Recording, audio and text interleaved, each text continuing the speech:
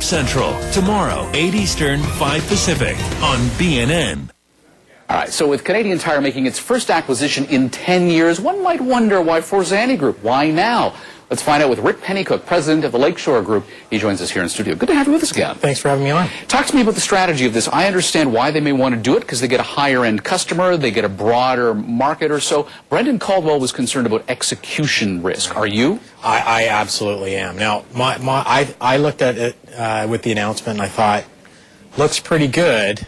Will they operate Canadian Tire as a standalone and operate Forzani standalone, or will they muck with the Canadian Tire model? And I don't want them to do that. I think there will be trouble there if they do. From what Paul Bagnall reported coming back from that announcement, the plan was to leave the Forzani Group stores independent, unlike the Mark's Work Warehouse acquisition where they also brought them into the big box stores.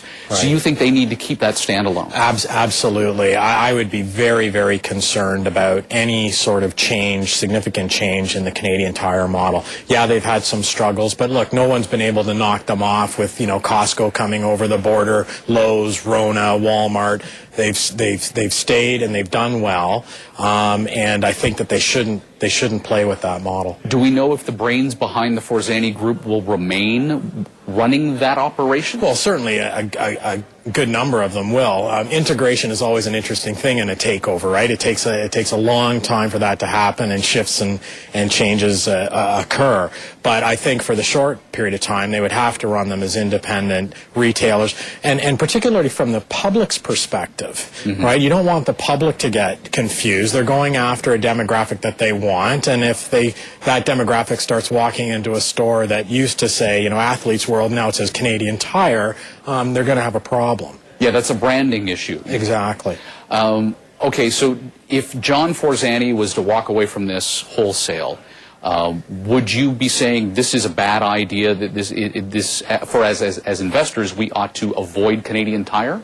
Like, well, as a corporation, and look, I'm not a stock analyst, but I would be very, very concerned if Forzani was to walk away and this thing was just going to be a mishmash. Look, we've been through some problems with Loblaw, right? They tried to do all kinds of things because they wanted to bolster themselves against Walmart. Didn't work out so well in some areas, particularly in the hard goods side. So I wouldn't want that to happen to Canadian Tire. What does this mean, not for Bay Street but for Main Street? Will there be increased purchasing power and sufficient that we'll see, you know, the price for your hockey tape go down?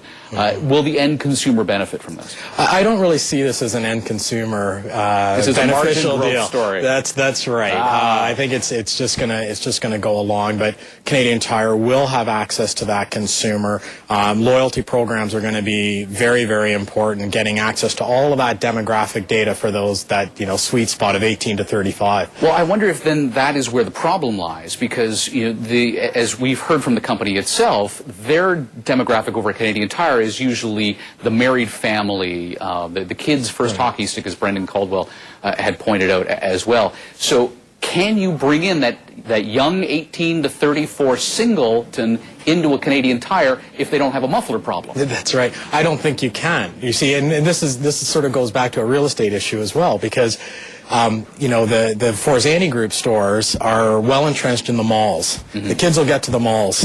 They'll stay there a long time. The Canadian Tire stores are sort of outboard locations, power center locations, and you know, they're going to have a hard time dragging a 20-year-old female out to that location.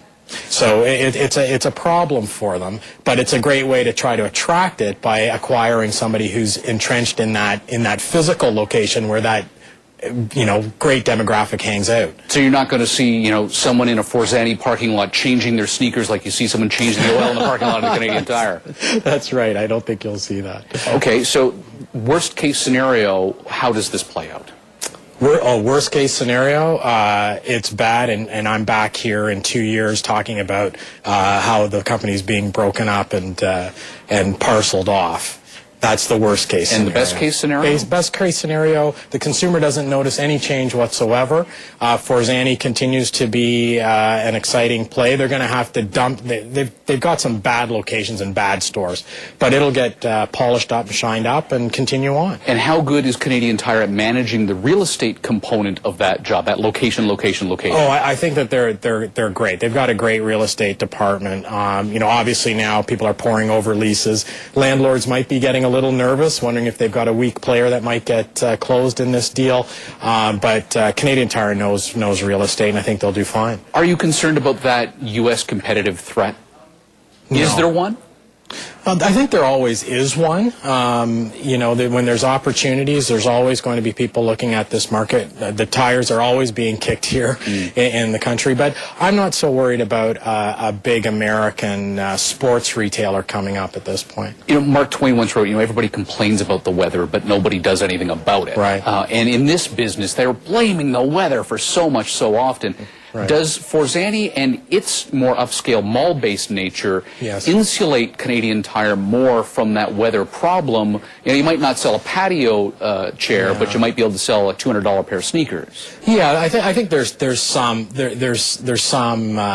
credence to that, but because the lines are so broad, in the apparel side of things, and rollerblades and bicycles, those things are often weather dependent, and they're going to be subject to those vagaries. I'm having trouble figuring out whether or not you're giving this deal the thumbs up.